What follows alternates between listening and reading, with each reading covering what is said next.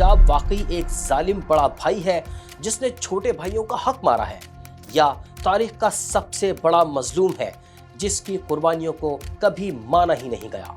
आज हम 75 साल पुरानी उसी लड़ाई पर बात करेंगे, जज्बाती नारों से हटकर हकाइक, तारीख और सच्चाई की बुनियाद पर। ये वो कहानी है जो शायद आपके पुराने ख्यालात को चैलेंज करे।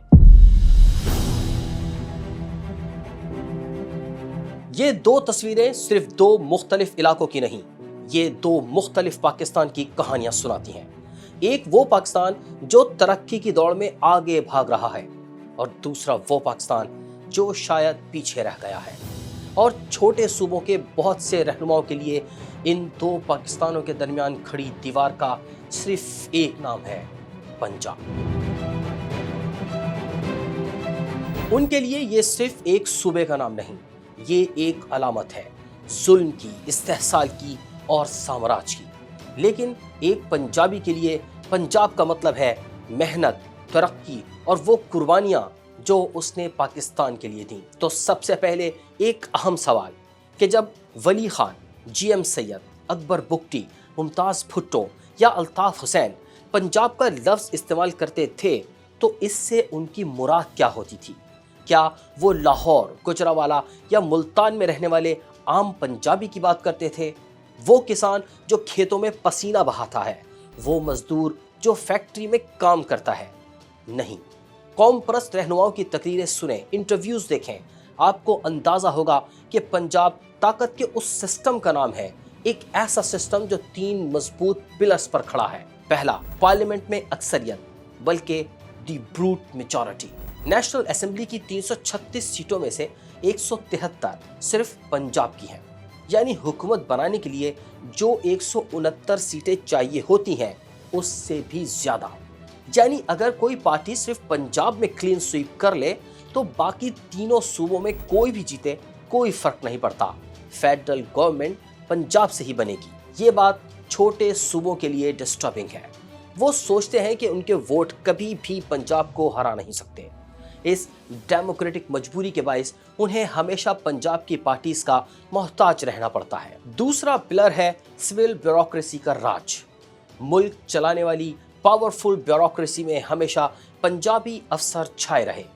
ये इस पिलर का वो स्टील फ्रेम है जो असल फैसले करता है, पॉलिसीज बनाता है और वसाइल को तकसीम करता है। छोटे सूबों को शिकायत है कि ये ब्यूरोक्रेसी उनकी ग्राउंड रियलिटीज और मसाइल को नहीं समझती या फिर जानबूझकर इग्नोर करती है।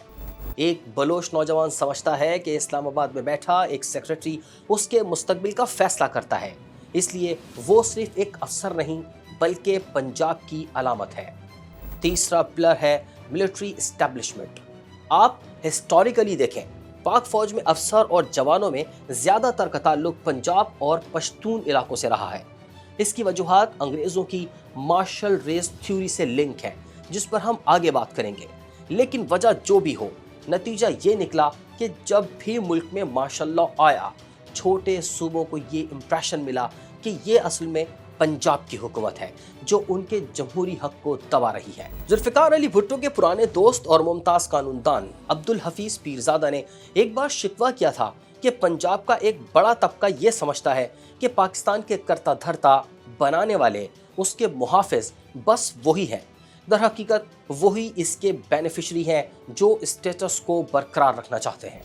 अकबर बुगटी ने भी एक बार कहा था कि पाकिस्तान पर 3 ताकतों की ट्रॉयका ने कब्जा कर रखा है, फौज, अफसरशाही और माली मफादात, और इन तीनों में भारी अक्सरियत पंजाब से है। इन अल्फाज से आप समझ सकते हैं कि जब कौम परस्त कायदीन की जानिब से पंजाब का लफ्ज़ इस्तेमाल किया जाता है तो उसके माना क्या होते हैं। वैसे बलूचिस्तान के सरदार अताउल्ला मेंगल ने एक बार मुशर्रफ दौर में कहा था कि मियां नवाज शरीफ को फांसी नहीं होगी क्योंकि वो पंजाबी हैं, सज़ा सिर्फ छोटे सूबों के लिए है। बाद में नवाब अकबर बुगटी ने भी कहा कि अगर नवाज शरीफ का ताल्लुक पंजाब से ना होता तो उन्हें भी फांसी की सज़ा सुना दी जाती। इससे पहले जिस वज़ीर-ए-आज़म को रावलपिंडी में सज़ाए मौत दी गई वो जुल्फिकार अली भुट्टो थे जिनका ताल्लुक सिंध से था। मैं पर्सनली इस बात से अग्री नहीं करता, बस बताना चाहता हूँ कि छोटे सूबों का कौम परस्त माइंडसेट किस तरह काम करता है। लिहाजा जब छोटे सूबे पंजाब पर इल्ज़ाम लगाते हैं تو وہ عام پنجابی پر نہیں بلکہ اس پاور ٹرائکا پر انگلی اٹھاتے ہیں، اس نظام پر جس نے پاکستان میں فیڈرل کے بجائے ایک یونٹری اسٹیٹ بنا دی ہے، وہ اسٹیٹ جس کا کنٹرول پنجاب کے ہاتھ میں ہے۔ لیکن یہ شکایات، یہ احساس محرومی پیدا کیسے ہوا؟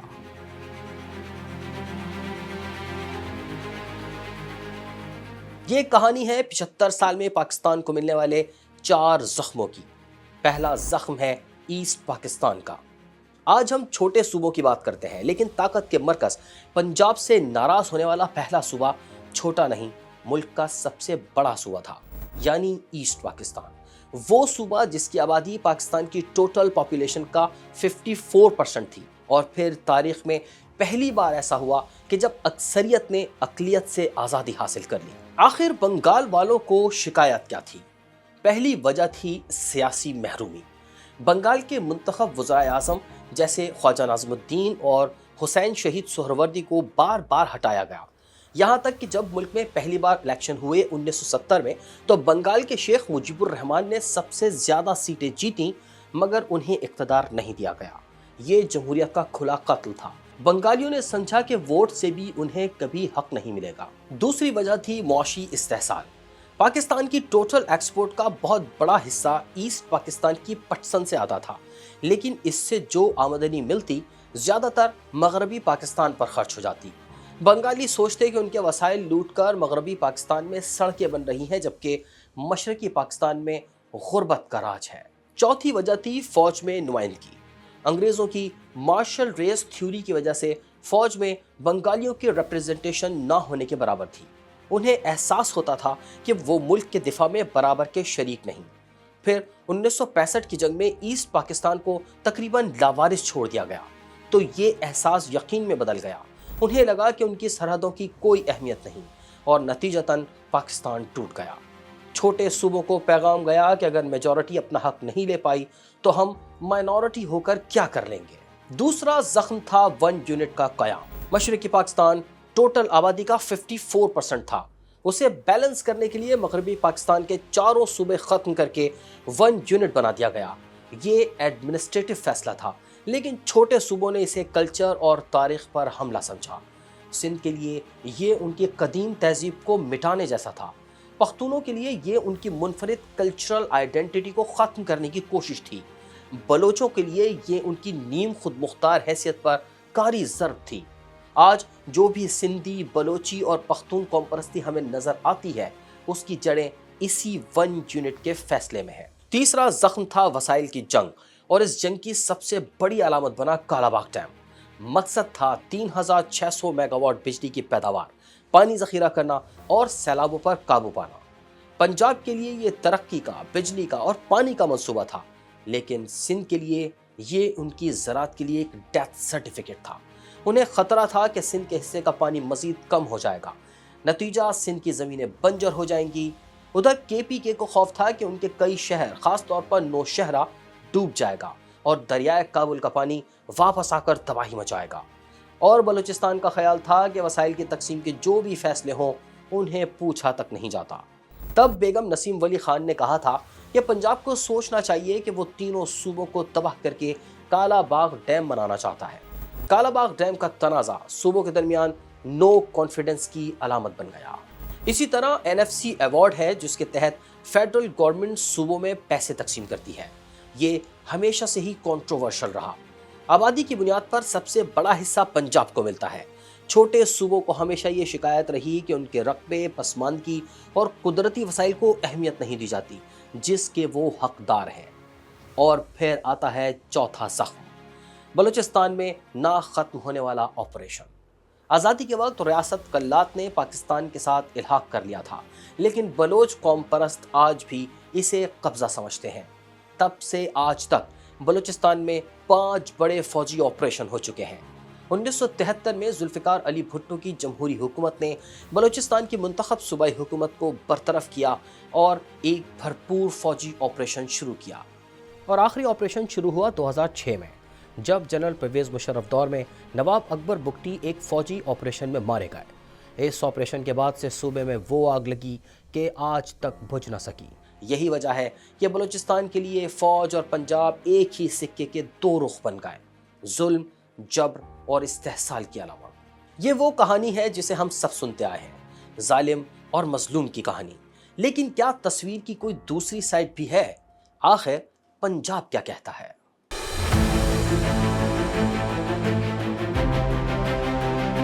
جو کہانی پیچیدہ ہو، کمپلیکس ہو، اس کا دوسرا رخ بھی لازماً ہوتا ہے۔ ایسا رخ جس کا ذکر قوم پرستوں کی جذباتی تقریروں میں نہیں ہوتا۔ تو پنجاب کی پہلی دلیل ہے پارٹیشن کا زخم۔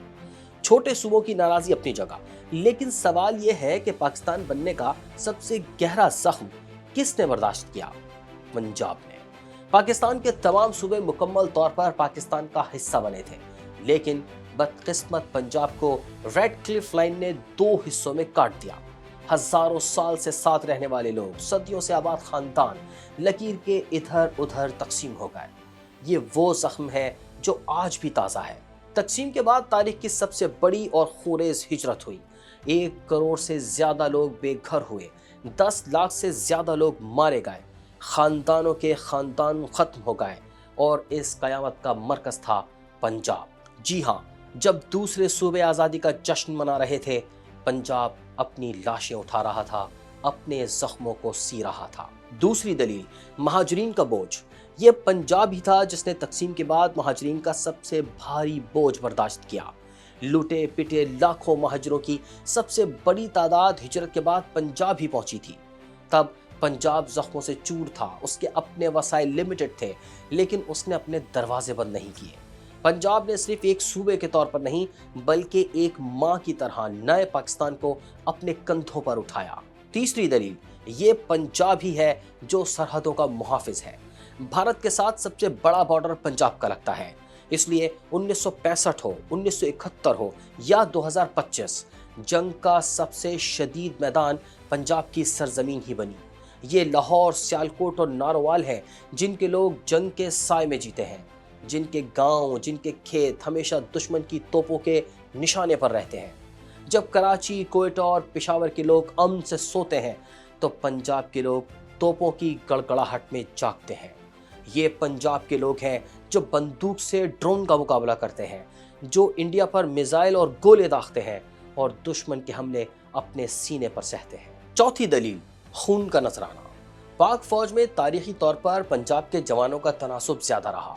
وجہ تھی انگریزوں کی وہی مارشل ریس تھیوری۔ یہ ایک تاریخی حقیقت ہے جسے پنجاب نے خود منتخب نہیں کیا تھا، یہ تو اسے لیگیسی میں ملا۔ لہٰذا جب بھی پاکستان پر جنگ مسلط ہوئی، دہشت گردی کے خلاف جنگ لڑی گئی، تو جانوں کا سب سے زیادہ نذرانہ پنجاب کے بیٹوں نے پیش کیا۔ آج پنجاب کے ہر گاؤں، ہر قصبے میں کسی نہ کسی شہید کا مزار ہے۔ ہر گلی میں ایک ایسا گھر ہے جس نے اپنا بیٹا، اپنا بھائی یا اپنا باپ اس ملک کی حفاظت کے لیے قربان کیا ہے۔ تو پنجاب کا سوال یہ ہے کہ جب ہم نے پاکستان بنانے کے لیے سب سے زیادہ خون بہایا، جب ہم نے نئے ملک کا سب سے زیادہ بوجھ اٹھایا، جب ہم نے اس کی سرحدوں کی حفاظت کے لیے سب سے زیادہ جانیں دیں، تو پھر ہم ہی ظلم کرنے والے اور ہم ہی غاصب کیسے ہو گئے؟ تو یہ ہیں دو بالکل الٹ کہانیاں، دو بالکل الگ سچائیاں۔ ایک طرف محرومی کا احساس، دوسری طرف قربانی کا شکوہ۔ کیا اس خلیج کو کم کیا جا سکتا ہے؟ کوئی ایسا راستہ ہے جو ان دو نیریٹیوز کو قریب لا سکے؟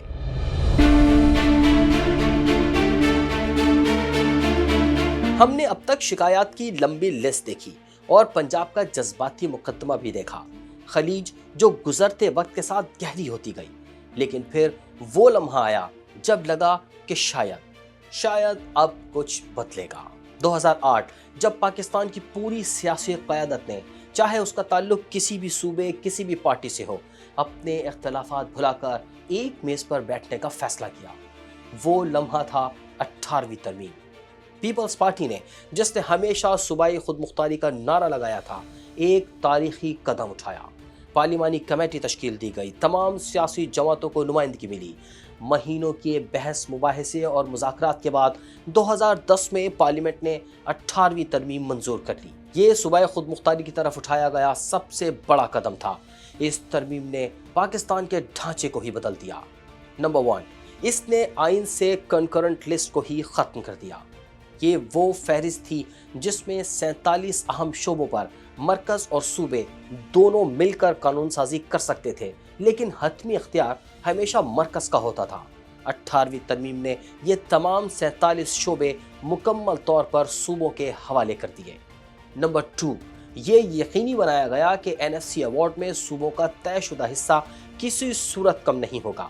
اس سے پہلے مرکز جب چاہتا صوبوں کے حصے میں کٹوتی کر لیتا، مگر اب یہ ممکن نہیں رہا تھا۔ اس نے صوبوں کو مالی طور پر زیادہ خود مختار اور زیادہ مستحکم کیا۔ نمبر 3 اور سب سے اہم، اس ترمیم نے صدر کے اسمبلی توڑنے کا اختیار ختم کر دیا اور پارلیمنٹ حقیقتاً سپریم بنا دی گئی۔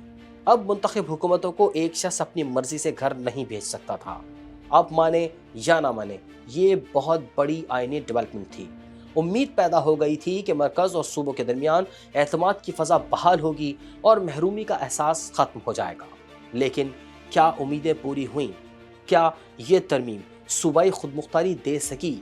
کیا اختیارات ملنے کے بعد چھوٹے صوبوں کے مسائل حل ہو گئے؟ ممتاز اسکالر ڈاکٹر جعفر احمد اپنی کتاب کنفیڈریشن میں لکھتے ہیں کہ 18ویں ترمیم جن ارادوں کے ساتھ انٹروڈیوس کروائی گئی، رزلٹ ویسے نظر نہیں آئے۔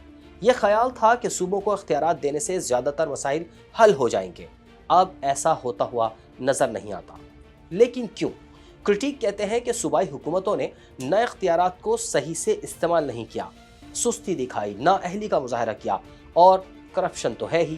جیسے سندھ میں اختیارات اور وسائل ملنے کے باوجود تعلیم، صحت اور صاف پانی کے مسائل جوں کے توں ہیں، کرپشن کے الزامات عام ہیں، اور اختیارات کراچی اور لاڑکانہ کی اربن ایلیٹ اور وڈیروں کے ہاتھوں میں ہیں۔ بلوچستان کو دیکھیں تو انہیں اختیارات تو ملے، لیکن صوبے کی اپنی انتظامی صلاحیت بہت ہی کمزور ہے، وسائل کم ہیں، لا اینڈ آرڈر کی وجہ سے وہ اس آئینی ترمیم کا فائدہ نہیں اٹھا سکا۔ خیبر پختونخوا دہشت گردی کے خلاف جنگ میں بری طرح متاثر ہوا، ترقیاتی کام کروانا مشکل رہا، اور جب فاٹا صوبے میں شامل ہوا تو ایک ایسا چیلنج آیا جسے حل کرنے کے وسائل پختونخوا کے پاس تھے ہی نہیں۔ 18ویں ترمیم ایک گولڈن چانس تھا اور ہے، لیکن ہماری سیاسی قیادت اور صوبائی بیوروکریسی اس موقع سے فائدہ اٹھانے اور حقیقی تبدیلی لانے میں ناکام رہی، اور جب پرانے زخم بھرنے کی کوشش کی گئی تو کچھ نئے زخم ابھرنے لگے، جیسے جنوبی پنجاب کا مسئلہ۔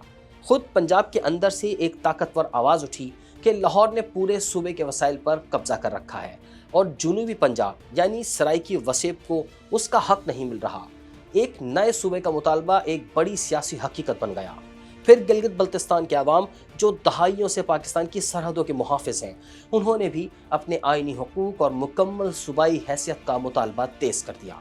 پھر ہر مردم شماری کے بعد خاص طور پر کراچی کی آبادی کے اعداد و شمار پر سندھ اور وفاق کے درمیان ایک نیا تنازع کھڑا ہو جاتا ہے۔ شہری سندھ یعنی کراچی اور حیدرآباد کو یہ شکایت ہے کہ دیہی سندھ ان کے وسائل پر قابض ہے۔ اس سے ثابت ہوتا ہے کہ مسئلہ صرف پنجاب بمقابلہ دیگر صوبوں کا نہیں، بلکہ یہ وسائل کی منصفانہ تقسیم اور مرکزیت کے خلاف ایک نا ختم ہونے والی جدوجہد ہے، جو اب خود صوبوں کے اندر بھی شروع ہو چکی ہے۔ اور اس سے یہ بھی ثابت ہوا کہ 18ویں ترمیم ایک بہت بڑی کامیابی تھی، لیکن یہ تمام مسائل کا حل نہیں تھی۔ اس نے ہمیں راستہ دکھایا، لیکن اس راستے پر چلنا ہمیں خود پڑے گا، اور یہ اتنا آسان نہیں ہوگا۔ تو اب اس پوری تاریخ اور ان تمام تلخ حقائق کے بعد واپس آتے ہیں اپنے آخری اور سب سے بڑے سوال پر، اور ویڈیو کے آخری حصے میں ہم کوشش کریں گے کہ اس 75 سالہ مقدمے کا حتمی فیصلہ سنائیں۔ ظالم کون ہے اور مظلوم کون؟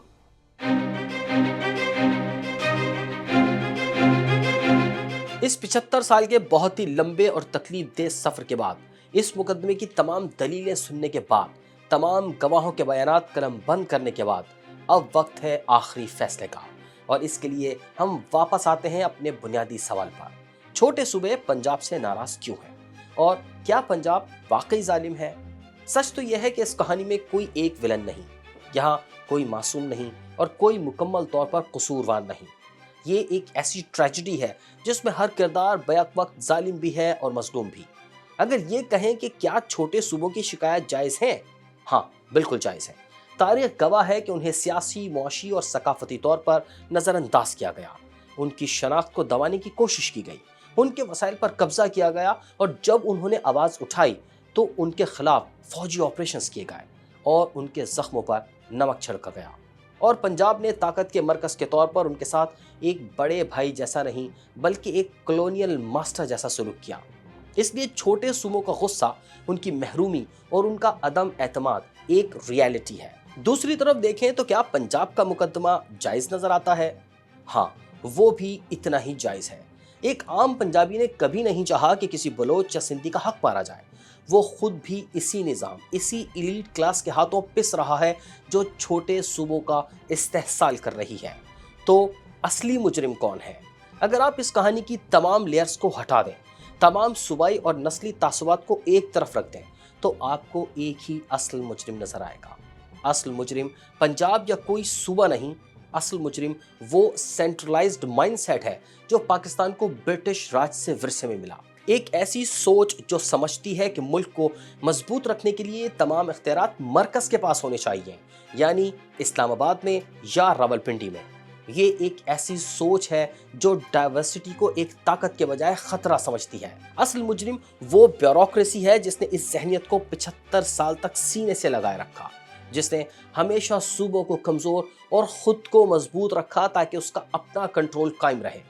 اور سب سے بڑی مجرم وہ فیوڈل اور سیاسی ایلیٹ ہے جس نے ہمیشہ اپنے ذاتی مفادات کے لیے عوام کو تقسیم کیا، صوبوں کے نام پر، نسل کے نام پر، زبان کے نام پر۔